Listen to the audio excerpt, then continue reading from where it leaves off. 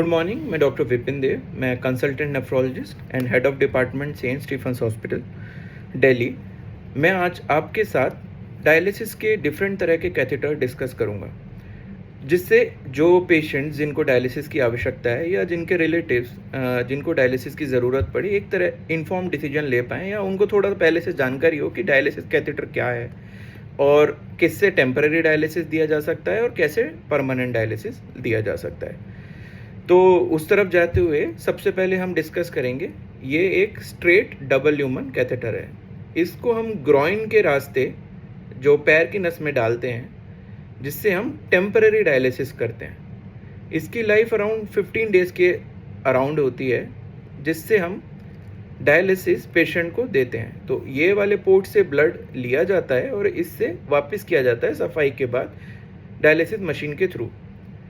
तो अगर ये कैथेटर की ट्यूबिंग्स इस तरह से मुड़े हुए हैं, अगर ये इस तरह से मुड़े हुए हैं, तो ये फिर double lumen catheter jugular vein, जैसे जो नस गर्दन में है उसमें डाला जाए, उसके लिए ये बन जाता है। तो डिफरेंस इतना ही है इसमें।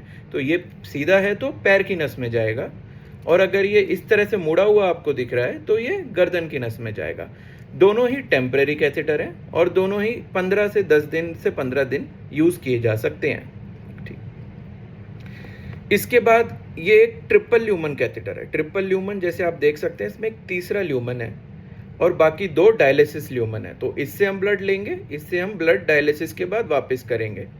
ये जो तीसरा पोर्ट है, ये ज़्यादातर हम ये कैथेटर आईसीयू पेशेंट्स या ऐसे पेशेंट जिनको लॉन्ग टर्म आईवी मेडिकेशन की ज़रूरत है और हमारे को डिफरेंट लाइन नहीं डालनी है, उसमें हम यूज़ करते हैं। तो इससे हम आईवी एंटीबायोटिक्स या और कोई भी ड्रग्स जो नसों के रास्ते से दी जानी है पेशेंट को, वो हम देते हैं। तो ये 2 कैथेटर टेम्पररी डायलिसिस कैथेटर हैं, जिनकी डालने की अवधि अराउंड 10 से 15 दिन रहती है।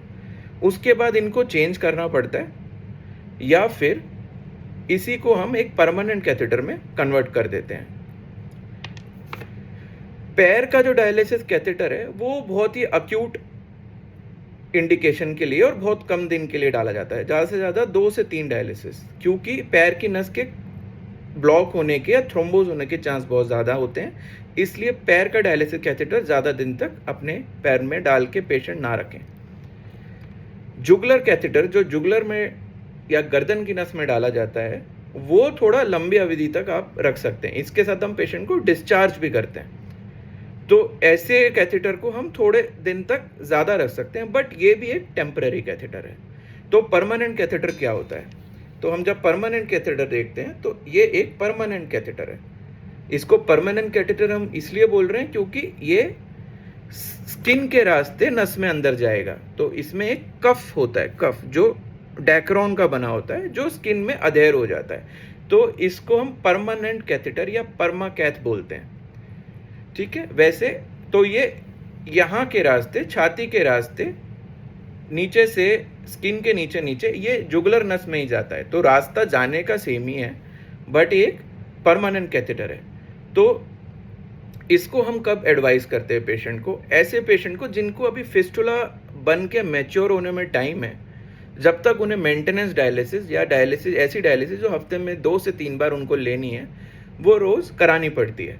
तो उन पेशेंट्स के लिए हम ये एडवाइस करते हैं। इसको डालना एक माइनर ओटी प्रोसीजर है, जो फ्लोरोस्कोपी गाइडेड या अल्ट्रासाउंड गाइडेड किया जाता है। तो डालने की अवधि अराउंड 1 घंटे तक लग सकती है और पेशेंट को लोकल एनेस्थीसिया में ये किया जाता है। ये एक सिमेट्रिक टिप कैथेटर है, मतलब इसके दोनों रास्ते जहाँ से खून आएगा और जाएगा वो एक साथ खुलते हैं। इसी प्रकार से एक और परमानेंट कैथेटर मैं आपको दिखाता हूँ। तो ये परमानेंट कैथेटर एक स्प्लिट टिप कैथेटर है, जिसमें एक रास्ता आगे खुल रहा है, एक पीछे खुल रहा है। जैसे आप देख सकते हैं, इसमें भी एक कफ प्रेजेंट है और खून लेने और वापस करने के 2 पोर्ट प्रेजेंट है।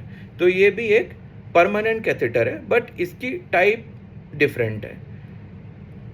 मेन पर्पस इसका और इसका ये है कि जो खून हम ले रहे हैं और वापस सफाई करके वापस शरीर में दे रहे हैं, उनमें आपस में मिलावट ना हो, जिससे हम बेटर क्वालिटी ऑफ डायलिसिस दे पाएँ। तो ये एक ओल्ड टाइप का टिप है, ये एक न्यूअर मॉडल है जिसमें एक सिमेट्रिक टिप देखी जाती है।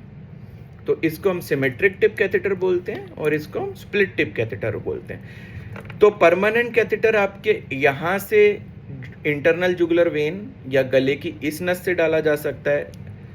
अगर किसी की ये गॉड फॉरबिड ब्लॉक हो गई है तो हम इसको लेफ्ट साइड से भी डालते हैं और पैर की नस से भी डालते हैं। हाँ, जब परमानेंट कैथेटर पैर में डाला जाता है तो उसकी ड्यूरेशन टेम्पररी कैथेटर से ज़्यादा लंबी है, क्योंकि ये आईवीसी तक जाता है तो पैर की नस ब्लॉक होने के चांस काफ़ी कम हो जाते हैं। डायलिसिस क्वालिटी टेम्पररी कैथेटर से परमानेंट कैथेटर में एनी डे बेटर है। इन्फेक्शन के चांस परमानेंट कैथेटर में कम है। इसको हम 6 महीने से और ज़्यादा समय तक भी रखा जा सकता है, पर ये भी एक परमानेंट सोल्यूशन नहीं है, ये एक ब्रिजिंग सॉल्यूशन है। तो ये देने के बाद पेशेंट को फिस्टुला के लिए तो जाना ही पड़ेगा, बट जब तक ये फिस्टुला मैच्योर नहीं होता हम उसको इससे डायलिसिस दे सकते हैं। हाँ, उन पेशेंट्स में जिनमें फिस्टुला के लिए नसें अच्छी नहीं है या फिस्टुला बहुत इजीली नहीं बन पा रहा है या बना है तो फेल हो जाता है बार बार, या नसें मजबूत नहीं है या रास्ता छोटा है, उनमें हम ये लॉन्ग टर्म या बहुत लंबे समय तक डायलिसिस देने के लिए भी यूज़ करते हैं। तो आशा करता हूँ इससे आप लोगों को थोड़ा सा आइडिया लग गया होगा कि डायलिसिस कैथेटर किस प्रकार के होते हैं और किससे कब डायलिसिस दी जाती है और किसको कितने दिन तक रखना चाहिए और किसको नहीं रखना चाहिए, जिससे पेशेंट्स और उनके रिलेटिव्स जिनके पेशेंट मेंटेनेंस हीमोडायलिसिस पे जाने वाले हैं या अभी अस्पताल में डायलिसिस करा रहे हैं, उनको ये थोड़ा सा इन्फॉर्मेशन मिले और वो एक इन्फॉर्म्ड डिसीजन ले पाएँ। Thank you. मैं डॉक्टर विपिन, कंसल्टेंट नेफ्रोलॉजिस्ट। हम ये डायलिसिस सीरीज़ को आगे कंटिन्यू करेंगे और आगे और इसके बारे में कुछ चीज़ें जानेंगे। धन्यवाद।